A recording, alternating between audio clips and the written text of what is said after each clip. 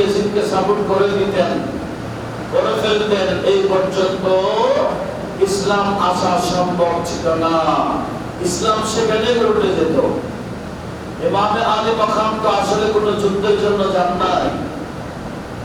আপনারা জানেন ইমাম হোসেন কুফাতে কেন গেলেন? কুফাবাসী ওনাকে চিঠির পর চিঠি দিয়ে দাওয়াত দিয়ে গেছেন। উনি তো দাওয়াতে গিয়েছিলেন, সেজন্য বাচ্চা নিয়ে গেছেন, মহিলা নিয়ে গেছেন। আর উনি যদি যুদ্ধের জন্য প্রস্তুতি নিয়ে যেতেন, তো ইয়াজিদিদের সৈন্য থেকে ইমাম হোসেনের পক্ষে কি কম থাকতো না বেশি থাকতো? কি নিয়ে গেলে?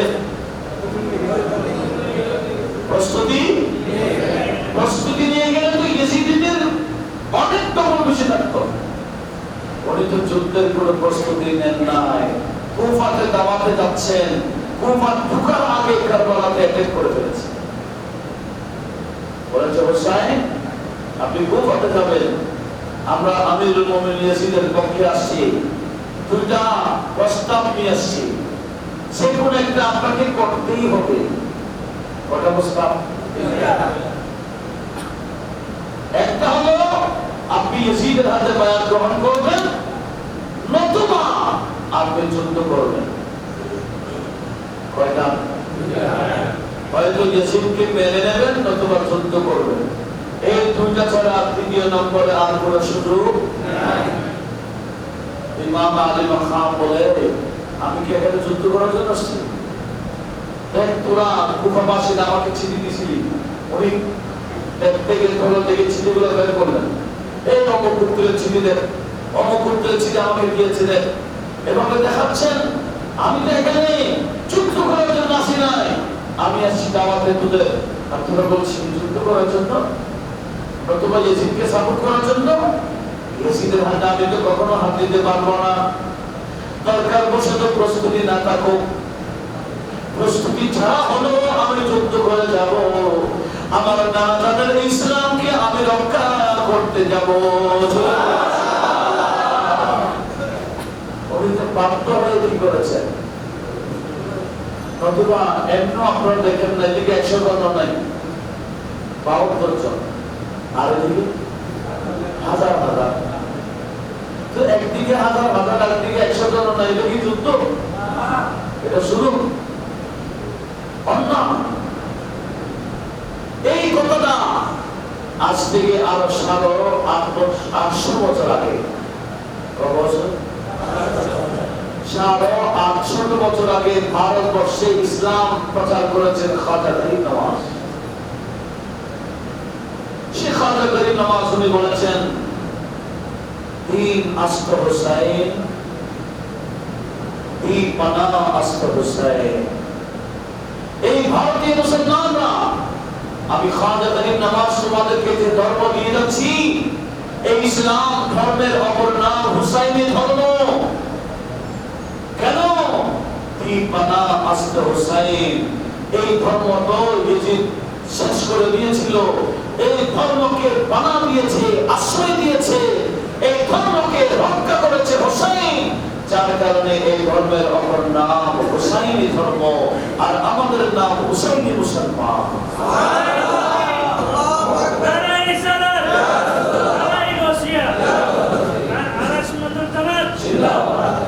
তো সেদিন নবীজির ওই কলিজার টুকরা নাতির কাছে প্রস্তাব দিয়েছিল হুসাইন হাত দাও, নতুবা যুদ্ধ করো, মাথা নিয়ে ফেলবো। সেদিন অনেকে হাত দিয়েছেন না মাথা দিয়েছেন? এই কথাটা খাজা গরিব নওয়াজ বলেছেন, সরদার নাদাতে দস্তে দার দস্তে ইয়াজিদ, আমার নানা ইমাম হুসাইন মাথা দিয়েছেন, ইয়াজিদের হাতে হাত দেন নাই, না দিয়ে কি করেছেন? হাক্কাকে বেনায়ে লা ইলাহা ইল্লা হুসাইন। আজকে লা ইলাহার বেনা গোটা বিশ্বব্যাপী এভাবে পরপক্ষ উঠছে, এটা ইমামে আলী মাকাম ইমাম হুসাইন ইবনে আলীর কুরবানের বদৌলতে। একটু জোরে বলুন সুবহানাল্লাহ। এই কথা কি আমার না গরিব নওয়াজের?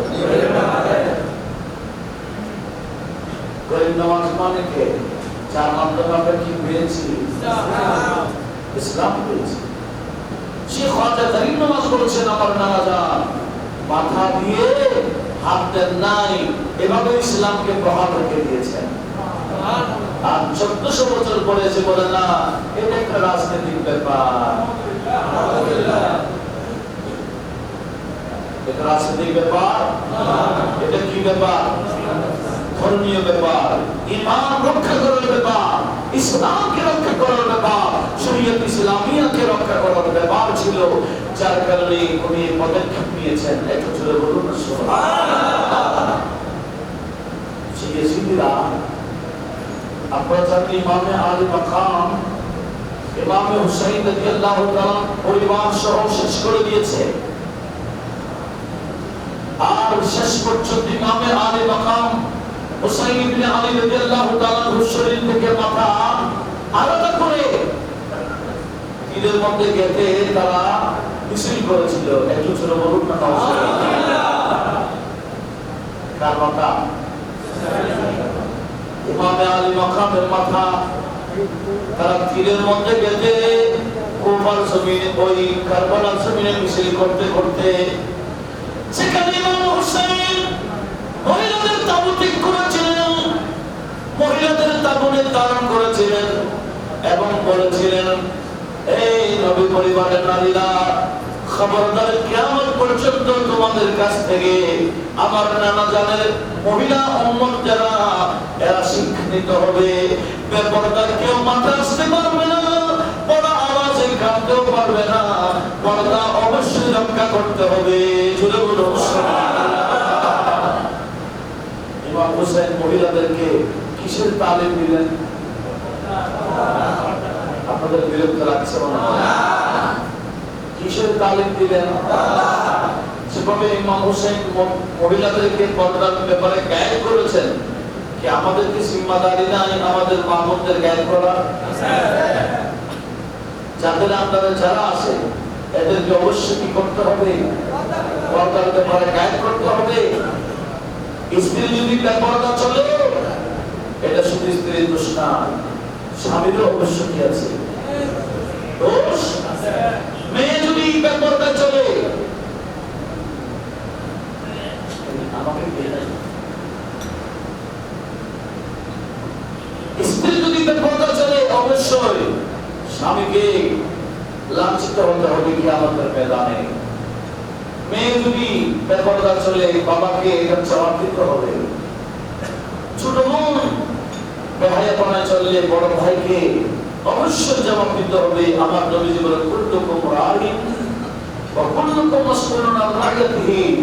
প্রত্যেককে শুধু নিজের প্রশ্নের উত্তর দিলে হবে না, বরঞ্চ নিজের আন্ডারে যারা যারা আছে এদের ব্যাপারেও জবাবদিহিতা রয়েছে। একটু আওয়াজ দিয়ে বলুন না সুবহানাল্লাহ। মহিলাদেরকে গাইড করেছেন কে? কিন্তু জালেম ইয়াজিদিরা এরা ইমাম হুসাইনের কাটা মাথা তীরের মধ্যে গেঁথে সেখানে ইমাম হুসাইন মহিলাদের তাবু গেড়েছিলেন, পার্শ্ববর্তী গর্ত খনন করে আগুন ধরাই দিয়েছিলেন যাতে করে ইয়াজিদি মহিলাদের তাবুতে যেতে না পারে। এই জালেমরা মিছিল করে এসে মহিলাদের তাবু যেখানে মহিলা ভিতরে ছিল এই তাবুর মধ্যে তারা আগুন লাগাই দিল। জোরে বলুন না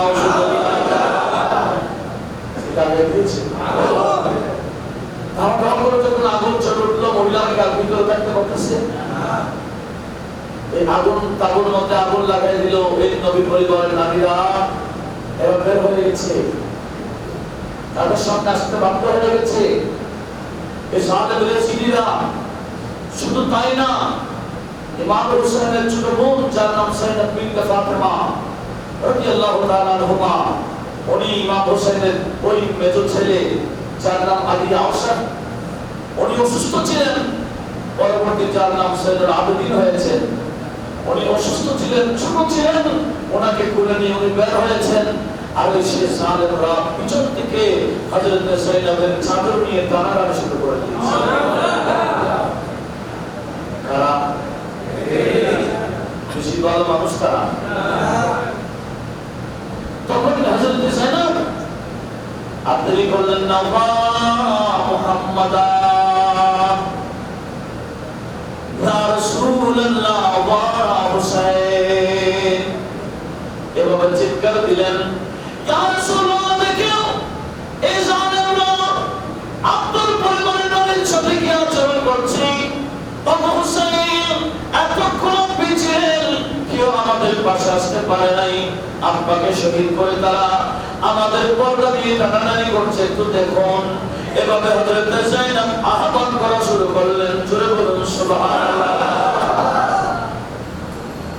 এক কবিশ্রী প্রেক্ষাপটকে এভাবে বলেছেন।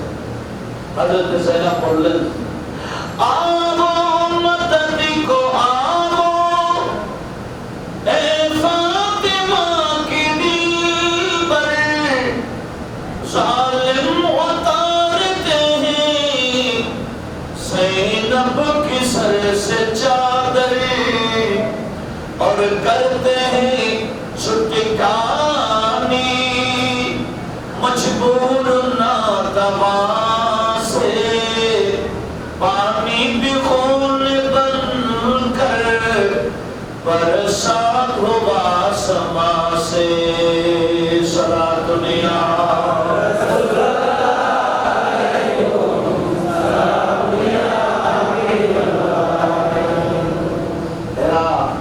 মহিলারা যখন বের হয়ে গেছে কি করেছে জানেন? এই মহিলাদের হাত পা বেঁধে ফেলেছে আসামির মতো। নাউজুবিল্লাহ বলেন না। এটা কি সাধারণ মহিলা না। গত কিছুদিন আগে ফেসবুকে একটা বিষয় ভাইরাল হয়েছিল, চকরিয়া, মনে নেই আপনার? হ্যাঁ, কি মা এবং মেয়েকে বেঁধে অনেক মাইলকে মাইল ঘুরেছিল গরু চুরি করার অপরাধে। মানুষ তাকে ধিক্কার দিয়েছে। কথা বলে ঠিক না? এই কাজ কি করে করলো? এ মা এবং মেয়েকে বলে রশি বেঁধে ঘুরেছিল। আর এগুলো তো কোনো নাম নিশান নাই। আর এই সিদ্ধিরা যাদের হাত পা বেঁধে ফেলেছে এরা তো নবী পরিবার। কত বড় নিষ্ঠুর জালেম ইয়াজিদি। হযরত যায়েনব ওনার হাত পা যখন বেঁধে ফেলেছে, ওরে আল্লাহকে বলেন, আল্লাহ তুই চোখের পানি ফেলে দিয়ে বল, আল্লাহ এই জালেমরা পানি বন্ধ করে দিয়েছিল, তায়াম্মুম করে হলো নামাজ তো পড়েছিলাম, এখন তো তায়াম্মুম করার সুযোগ দিচ্ছে না, আমার হাত পা দুটো বেঁধে ফেলেছে, তায়াম্মুম কিভাবে করব? আয় আল্লাহ তোমার দরবারে সিজদা কিভাবে দেব? এই জালেমরা তো হাত পা বেঁধে ফেলেছে। জোরে বলুন নাউজুবিল্লাহ। আর হুকুম দিয়ে দিল, আমাদের পক্ষে যারা মারা গেছে তাদেরকে দাফন করো। তাদের পক্ষে যারা মারা গেছে তারা কি করেছে? কিন্তু ইমাম হুসাইন এবং ইমাম হুসাইনের পক্ষে যারা শহীদ হয়েছে এরা দাফন করে নাই, বরঞ্চ বলল এদের লাশ পড়ে আছে, শুধু হুসাইন এবং হুসাইনি লাশ পড়ে আছে, তোমরা আপন আপন ঘোড়া নিয়ে এখানে হাঁটো, ঘোড়াকে চালাই দাও যাতে লাশের উপর ঘোড়া চলে। একটু ছেড়ে বলুন না। জালেম ইয়াজিদিরা কত বড় নিষ্ঠুর একটু জানা দরকার আছে কিনা? আর আজকে সেই ইয়াজিদিরা সাহস পায় নাই, বর্তমানে বিভিন্ন মিডিয়াতে বসে বসে ইয়াজিদের পক্ষে বলছে, বিভিন্ন মসজিদের খতিবরা ইয়াজিদের পক্ষে বলতে সাহস করছে। কথা বলুন ঠিক কিনা? এবার বলে আমাদেরকে সতর্ক থাকার দরকার আছে না? আসলে এরা রাত পর্যন্ত সেখানে ছিল, সেখান থেকে রাত আর কুফা থেকে ওই কারবালা থেকে কুফাতে যখন পৌঁছে গেল, গভীর রাত হয়ে গেল, কাফনের হাউস বন্ধ। কি করবে? ইমাম হোসেনের মাথাতল তীরের মধ্যে গেতে তারা গিয়েছিল, নারীদেরকে আসামি বানিয়ে নিয়ে গিয়েছিল। আর কাফনের হাউস যখন বন্ধ পাইল, মহিলাদেরকে বাইরে বসে রাখলো। খৌরি বিন ইয়াজিদ সে ইমাম হোসেনের মাথাকে হাতে নিয়েছিল, সে মাথাটাকে তার বাড়িতে নিয়ে গেল। কেন? বলে এখানে যদি হাইজ্যাক করে হোসেনের মাথায় আবার কেউ যদি নিয়ে ফেলে, এটা নিরাপত্তার দরকার আছে। সে বাড়িতে নিয়ে আসলো, আসার পর স্ত্রীকে ডাক দিল, স্ত্রীর নাম নওয়ার। নামাকে ডাকতে বলে নামার দেখো দেখো আমি তোমার জন্য বড় সম্পদ নিয়ে আসছি। নামার বলছে কি আনছো? বলে তোমার জন্য আমি হুসাইনের মাথা নিয়ে আসছি। জোরে বলুন নাউজুবিল্লাহ। ইয়াজিদের স্ত্রী নামার তার অন্তরে আওলাদের সহিত প্রেম ভালোবাসা ছিল। সীমান চিৎকার দিয়ে বলে আয় আমার স্বামী, মানুষ স্ত্রীর জন্য স্বর্ণ আনে, অলংকার আনে, চাঁদি আনে, আর তুমি আমার জন্য হুসাইনের মাথা নিয়ে আসছো। তোমার মতো স্বামী আমার আর প্রয়োজন নাই। উচ্চ আওয়াজে বলুন সুবহানাল্লাহ। ওকে বিছানাতে গেলাম, তিনি বেরিয়ে হল, নিচে নেমে গেলেন। স্বামীর সাথে কোনো কথা নাই, মাথাটা কোথায় রাখছে দেখলো, দেখতেছে মাথা মোবারকের রক্ত, কারবালার মাটি এভাবে ময়লা হয়ে আছে। ওই মহিলা বড় মহব্বতে ইমামে আলে মাকামের মাথা মোবারক ধুতে করলো। ঘরে যা ছিল সুগন্ধি গুলো লাগাইলো, একটা থালার মধ্যে রেখে যখন দিদার করছি ইমাম হোসেনের কাটা মাথার, দেখলো যত রাত বেশি হচ্ছে ইমামে আলে মাকাম ইমাম হোসেনের চেহারা আনোয়ার থেকে নূরের প্রকাশ বেড়ে যাচ্ছে। শুধু তাই না, ইমাম হুসাইনের কাটা মাথার সামনে রেখে কান্দে। দেখতেছি গভীর রাত সাদা রঙের একটা পাখি এসে ইমাম হুসাইনের কাটা মাথার চতুর্দিক দিকে ঘুরে ঘুরে আরবি ভাষায় ইমামে আলে মাকাম ইমাম হুসাইনকে স্পষ্ট ভাষায় সালাম পেশ করছে। আর ইমাম এই পাখির সালামের উত্তর দিচ্ছে। শরীর তো কারবালায়, মাথা এখানে, মরানা সিদ্ধা। কিভাবে সিদ্ধা? আল্লাহ বলে আল্লাহকে লা তাশউরু, কিভাবে সিদ্ধা? এটা বুঝার জ্ঞান তোমাদের আমি নাই। আমি চিন্তা করেছি, আমি চিন্তা রাখি। একটু আওয়াজ দিয়ে বলুন সুবহানাল্লাহ। ইমাম হোসেনের কাটা মাথায় কত বড় চিন্তা, আমি জাস্ট এগুলো বলবো। সকাল হতে না হতে এই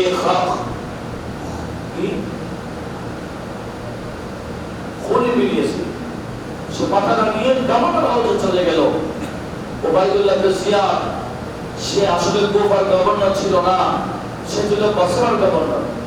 তাকে ইয়াজিদ চিঠি দিয়ে বসরা থেকে কুফাতে পাঠাইলো। ইমাম হোসেন আসতেছে শুনে ইমাম হোসেনের বিরুদ্ধে এই কাজটা করার জন্য ওবাইদুল্লাহ ইবনে জিয়াদকে হুকুম দিয়েছে, তার নাম ইয়াজিদ। এখন বড় বড় বক্তারা বলতেছে কারবালার যুদ্ধের ব্যাপারে ইয়াজিদের কোনো দোষ নাই, সব দোষ ওবাইদুল্লাহ ইবনে জিয়াদের। কিন্তু ওবাইদুল্লাহ ইবনে জিয়াদ তো কাদের গভর্নর ছিল না, তাকে গভর্নর হিসেবে কিছুদিনের জন্য পাঠাইছে কে? এই ইতিহাস বলে না। আল্লাহ এই ইয়াজিদ থেকে আমাদের ঈমান আকীদা হেফাজত করুন, আমিন।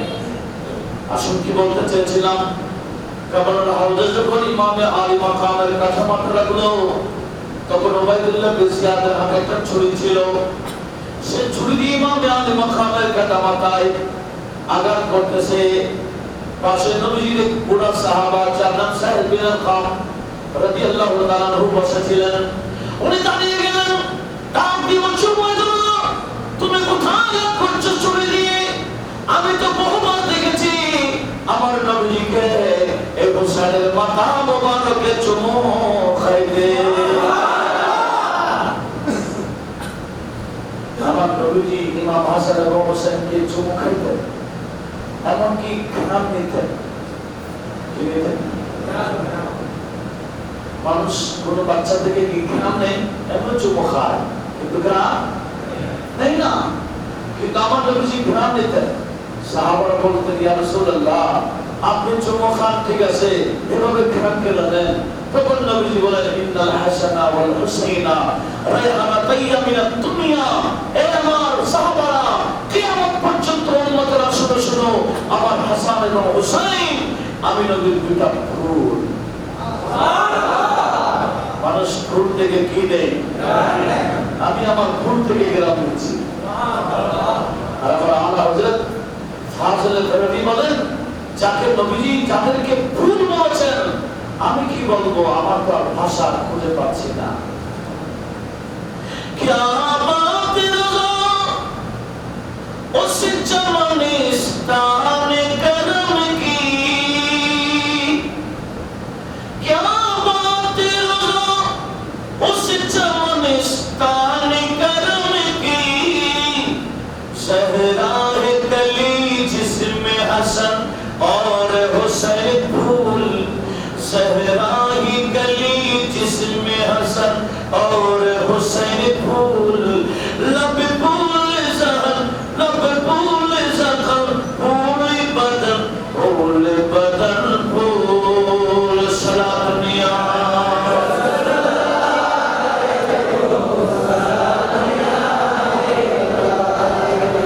लब फूल ज़हन फूल ज़ख़म फूल बदन फूल।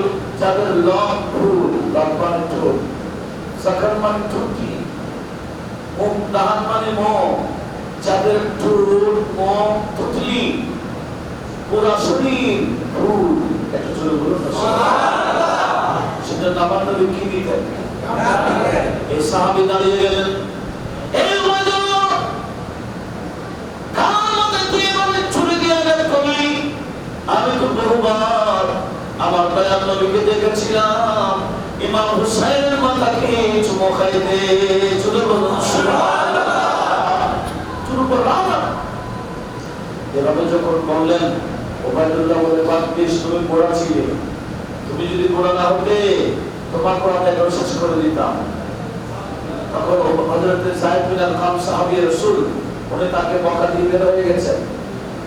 বলছি হুসেনের মাথা নিয়ে এসছো, আর কাউ কারণ নাই? বলে আছি তো। কই বলতো ওই নারীদেরকে পেশ করলো।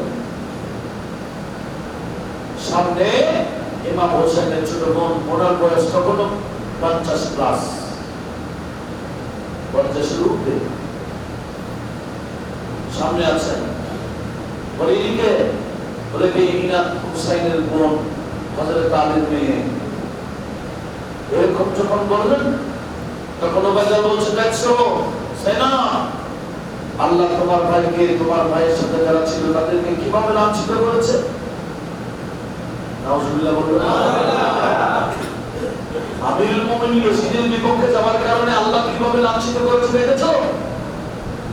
তখন ওনার বিতরণ মহিলা হলো বিতরণ মাওলা আলীর খুন, ওনার ভিতরে কার খুন? উনি আর বরদাস্ত করতে পারলেন না, বলে খামোশ।